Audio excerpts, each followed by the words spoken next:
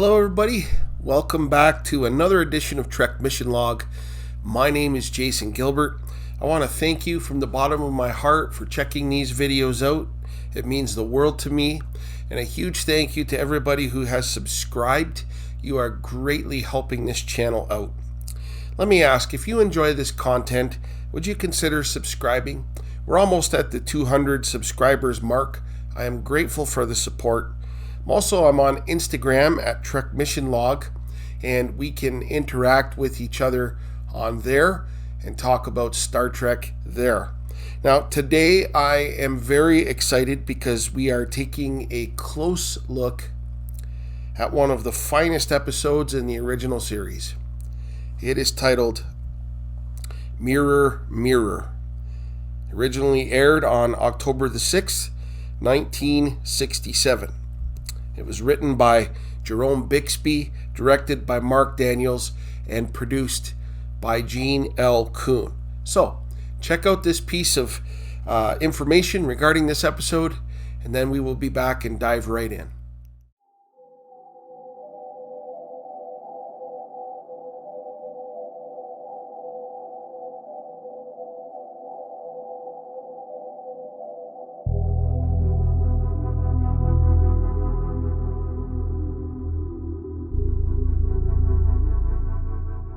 Captain Kirk, along with McCoy, Scotty, and Uhura, are speaking to some representatives from the Halkan Council, asking permission to mine dilithium crystals there.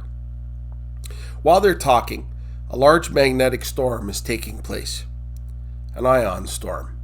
Kirk asked when they can meet again for discussion, and they said they would meditate on it further, but not to be hopeful of any change. They would not let the Federation mine dilithium there.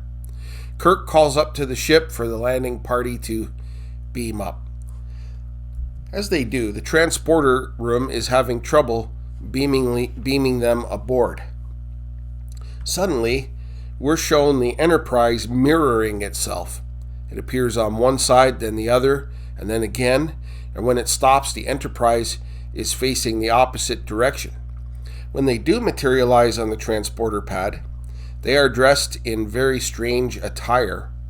They look up and they are saluted by Lieutenant Kyle and Spock, who has a goatee. Spock asks Kirk if he should perform standard procedure. A confused Kirk nodded. A phaser barrage against the planet has been programmed by Mr. Sulu. Mr. Kyle, however, had failed to compensate for the magnetic storm, and failure could not be tolerated.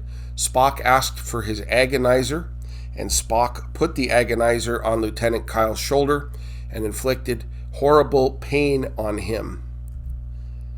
As Kirk looks on in shock, we fade to the title sequence. As we come back, the agonization of Mr. Kyle comes to a close.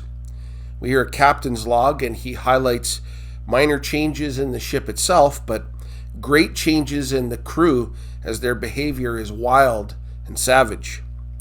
When Kyle comes to, he reported to Spock that something interfered with the beam up before they materialized, probably the storm. Spock asked the captain if they felt anything out of the ordinary during beam up, and Kirk said yes, and that Dr. McCoy should look them over.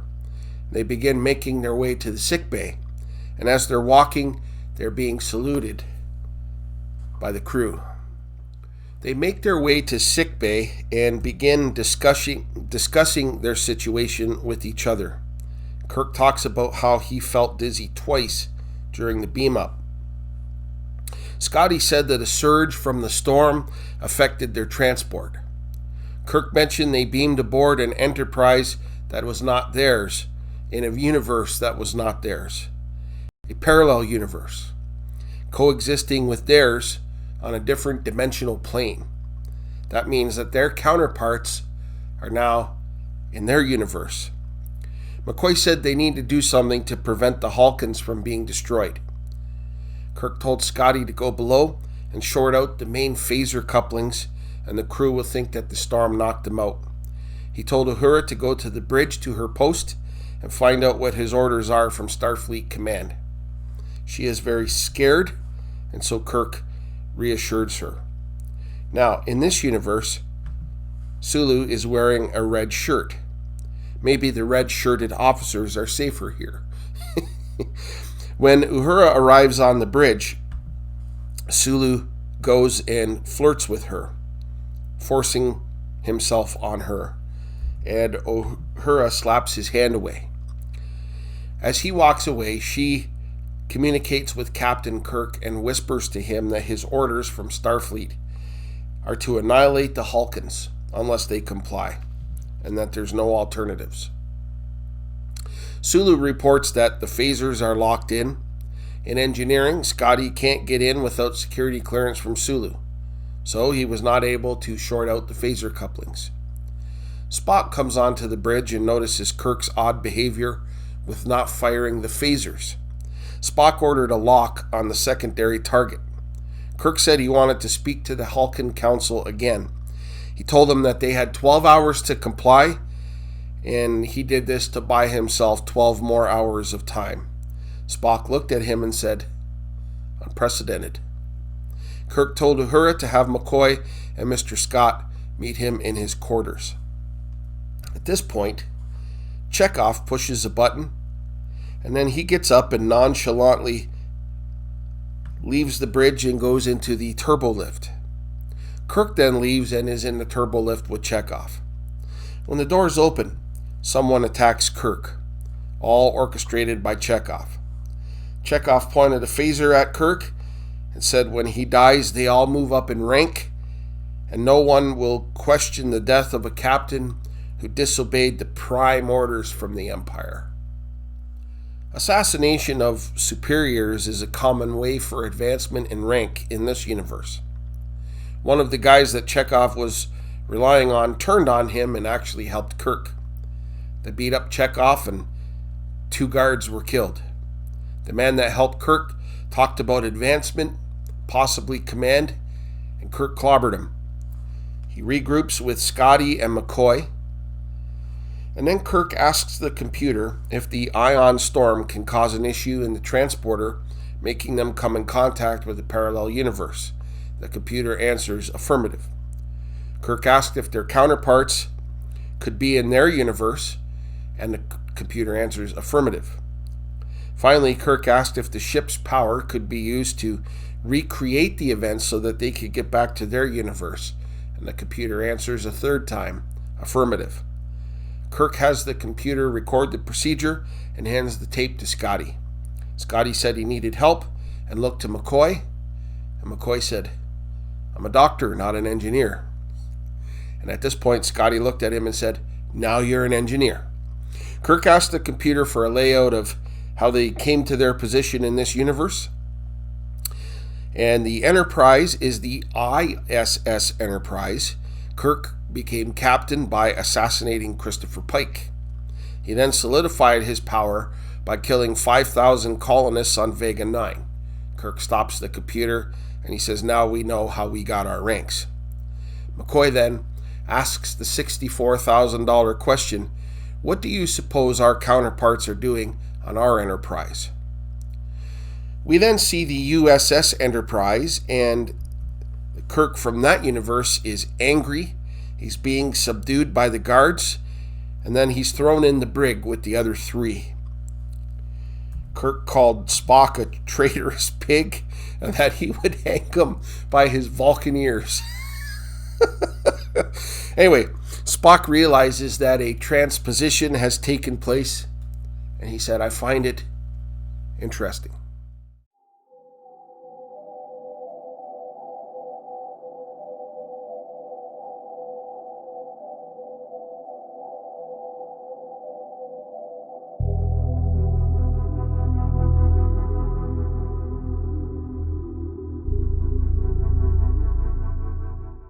Back on the ISS Enterprise, bearded Spock meets Kirk in the corridor. He said he is pleased that Chekhov was not successful in killing him. We then see Chekhov in an agony booth. Chekhov is in great pain, and Spock says that his actions warrant death. Spock then questions Kirk's direct refusal to obey the Empire in regards to the Hulkans, and said that he would not let Kirk threaten his position. Kirk said that Spock would find him a formidable adversary, and Spock said that he trusts that Kirk knows that the reverse is also true. As Spock leaves, Kirk orders a guard to release Chekhov and confine him to quarters. Meanwhile, Scotty and McCoy are carrying out their plans to use the ship's power to get them back to their universe. As Kirk returns to his quarters, he finds this woman lying on his bed. She talks to him about his troubles with Starfleet, and you know what happens next. It is then interrupted by a hail from Spock. Spock told Kirk he received a private communication from Starfleet Command. He said that he is ordered to wait until dawn, and if Kirk continues in his disobedience, Spock is ordered to kill him and take over as captain, and then to destroy the Hulkans. We discover a device in Kirk's quarters that can monitor anybody on the ship, called a Tantalus device, and with the push of a button, Kirk can kill anybody on the ship. We also discover that this is how Kirk in this universe killed Captain Pike. Now he's monitoring Spock. Kirk's lover in this universe almost pushed the button to kill Spock, but he stopped her and shut the device off. We then learn that her name is Marlena. Kirk calls Scotty and said that they have 3 hours to execute the plan. Scotty said that they have a deadline of about 30 minutes, or they'll never get out of this universe. Then we see Spock, who picks up the computer activity in engineering. He asks the computer who is behind it. The computer said Kirk and Mr. Scott. Sulu connects with Spock about partnering to kill Kirk. It's a power play. Spock told Sulu that if anything happened to him, his death would be avenged. At this point, Marlena tries to seduce Kirk, but he said that he had to leave. She requested a transfer because she wanted to be a captain's woman. She recognizes his strange behavior, and as Kirk leaves, she monitors him on the device, which means at the push of a button, she can kill him. In the turbo lift, Kirk calls Uhura, and he reminded her that Scotty's signal would come through any minute. When it does, she needs to create a distraction to keep Sulu from seeing Scotty's signal. So Scotty signals her. She sets about to distract Sulu. She walks over and starts flirting with him. As the signal came through, Sulu was forcefully hugging her, and then when the signal stopped, she slapped him across the face. And as he tries to advance, she pulls a knife on him and leaves the bridge. She signals Scotty and said she's on her way to sickbay. Meanwhile, Kirk is making adjustments to the transporter controls when Spock walks in. Spock orders him to sickbay, and as they walk in, Spock said it's time for answers. Kirk attacks him, and a fight between the landing party and Spock breaks out. And in this fight, Spock was absolutely ruthless. Uhura handed handed Kirk a skull from McCoy's desk, and he broke it over Spock's head. They now have roughly 15 minutes to enact the transporter to get back to their own universe. McCoy insists on treating Spock because he will die otherwise. Marlena is monitoring the whole thing. And as they continue to help Spock, Sulu and some men come into sickbay, and he's challenging Kirk. Suddenly, one of Sulu's men vanishes. It's Marlena. She's using the Tantalus device to kill them off. Red shirts are not safe in this universe after all. Sulu is now alone. He advances on Kirk, and what was sure to be an epic battle comes up short as Kirk stops him with a very powerful Shatner chop. McCoy tells Kirk that he will finish treating Spock and he will be in the transporter room in 5 minutes. Spock wakes up and grabs McCoy's arm, and then Spock does a mind meld on McCoy. Marlena meets them in the transporter room and asks them to take her with them. Kirk told her he can't. She pulled a phaser on him, and it was Uhura, in a visceral moment, who violently stops her. They're waiting on McCoy. Suddenly, the power cut out, meaning that they've been found out. Scotty said he can bypass it, but one of them will have to stay to manually operate the controls, and he volunteered himself to stay. Kirk ordered him to the transporter pad and that he would stay and run the controls. Spock walks in with McCoy. Spock appears like he's going to help them get back to their universe. In the time remaining, Kirk tries to appeal to Spock that the way the Empire runs is illogical. He asks him to become captain here and to spare the Halkans. Kirk steps onto the transporter pad.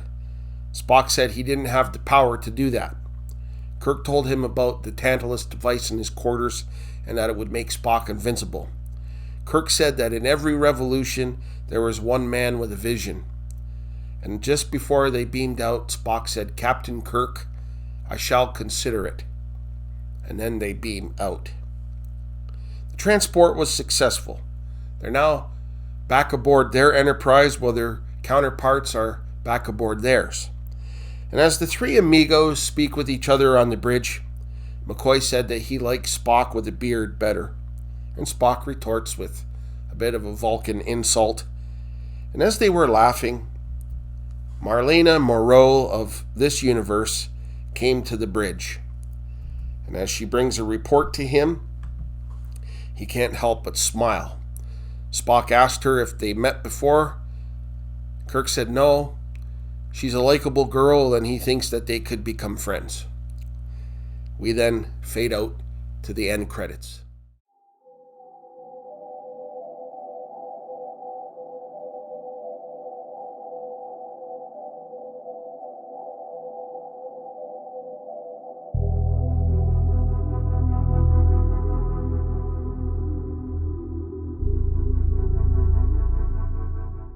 That is the story of Mirror, Mirror. Now, in my humble opinion, one of the finest episodes of the original series ever filmed, if not the finest. So many good elements. This episode, in my opinion, was full of creativity and vision. You know, the Marvel Cinematic Universe has a big story right now, including a multiverse, very popular. I remember a great TV series called Fringe, of which Leonard Nimoy was a part, tackled the multiverse idea. And several attempts have been made. Several movies and films and TV shows and comic books have been made tackling the multiverse. But in 1967, Star Trek did it first. The idea of a parallel universe is an incredible idea. This episode explored that in great detail. It was a study in contrasts, and really a fish out of water scenario. Kirk, Scotty, McCoy, and Uhura, because of a magnetic ion storm, got transported into another universe that is based on savagery, brutality, and violence. They see their crew members as rough, chaotic people. Uhura was scared, as no doubt they all were, but the acting in this episode was top-notch. They showed, in my opinion, believably what that scenario would be like if something like that were to ever happen. And you speak about top-notch acting. Leonard Nimoy, George Takei, Walter Koenig, in their performances in the parallel universe was incredible. I loved Chekhov's assassination attempt. He had a very prideful, mean look on his face, and it was fantastic. We saw a side of George Takei as a mean, backstabbing opportunist, and he pulled it off incredibly. And Leonard Nimoy. First, I love the goatee. He's very much like the Spock we all know and love, but he had a very cerebral side to him in this universe. Very cool. A Vulcan with an attitude. This came out in the sickbay fight scene. Now, admittedly, when the camera was distanced, you can clearly see that these were the stunt doubles, and this unfortunately is part of the original series that we cannot escape. However, in the close-up scenes, did you see how fast Spock moved, and the look on his face as he took on 4 people. It was cold and calculated, and it was just superb acting. We also briefly saw the contrast with their counterparts aboard the Enterprise in their universe. And again, it was very, very brief, but very cool. I definitely would have liked to have seen more of that aspect in this episode. The storytelling was brilliant. It was great science fiction. The story was also great Star Trek. Now, a word of warning to parents who would be watching this with their young kids. And the scene where Marlena is trying to seduce Kirk, her attire is definitely not suitable for young viewers. The mirror universe would come to light again in Star Trek. Other episodes where it comes to play is the Tholian Web from the original series, although indirectly related. There's a scene where Kirk is trapped between 2 universes. The mirror universe appears again in Deep Space Nine in the episodes titled Crossover, Through the Looking Glass, Shattered Mirror, Resurrection, and the Emperor's New Cloak. And it also appears in the series Enterprise in the episodes titled In a Mirror Darkly, Parts 1 and 2. And then the mirror universe appears again in the series Star Trek Discovery, basically all through the first season. So we will encounter the mirror universe again as we journey through Star Trek. I give Mirror Mirror 5 out of 5 Starfleet insignias for awesomeness. It is a superb episode, an important episode. You are not going to want to miss this. Definitely give it a watch.